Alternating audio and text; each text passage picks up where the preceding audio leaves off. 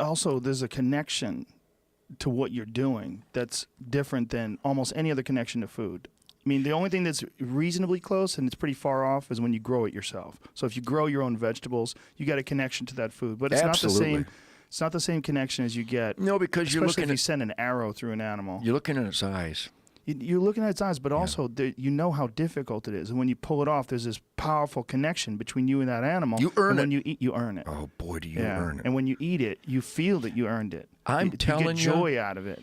When Anthony Bourdain came to my place, he was still a little squeamish with killing stuff, even though he ate dead stuff on every show and got his paycheck from eating dead stuff. I hunted with him. Yeah, did you? Yeah. He's a great man. He's a great man. Terrible loss. Terrible loss. And we talked about it, and I shared my knowledge with him. I don't have an opinion. It's an animal. It's dead. You either revere it or you don't. You either utilize it with respect or you pretend you didn't have anything to do with it. It's dead. You're eating it. You should have been closer to the system. And the hunters, fishermen, and trappers of this country still carry on the definitive physics of spirituality that the native and aboriginal peoples called the Great Spirit, hence the spirit of the wild, the prayer for the wild things. But we're in a weird place, Ted, with cities, right?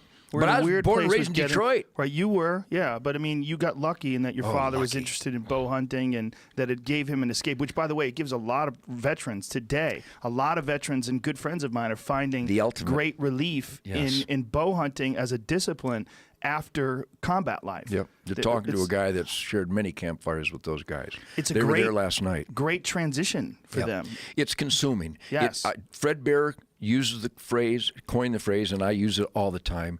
It cleanses the soul. When you leave the pavement, when I leave the pavement, and I make that transition from modern concrete jungle hand-to-hand combat city guy, because that's where my rock and roll career is the ultimate, and you take that deep breath, you literally go back to the year one. I know there's a highway nearby, and I know I can hear trucks off in the distance and the train whistle, which is kind of titillating unto itself. But when I get in my swamp in Michigan or my woods in Texas, to quote Jimi Hendrix, ain't no life nowhere. I am the Aborigine. It's me, my resources, and the beast. And it's a religious experience. It's the spirit. The natives call it the Great Spirit. They've considered the buffalo their brother. And it is so consuming that I don't care what kind of stress. You could be going through the ugliest divorce in the world, and I have.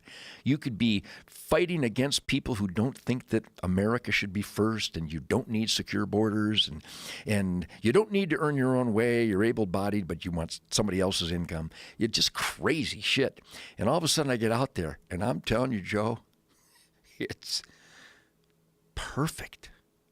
Yeah, I'm literally intoxicated. I'm drunk. I'm stoned, trying to pick up all the signals, and I do a pretty good job. I've learned over the years because I need that so much to play my music like I play it, that it cleanses my soul. And I've been contacted since the '60s with vets who have gone through just absolute torture in their military careers. And when I get them at a campfire and we go out and sit before the sun comes up, I can't tell you how many times they've cried because it's good again. It was a great morning.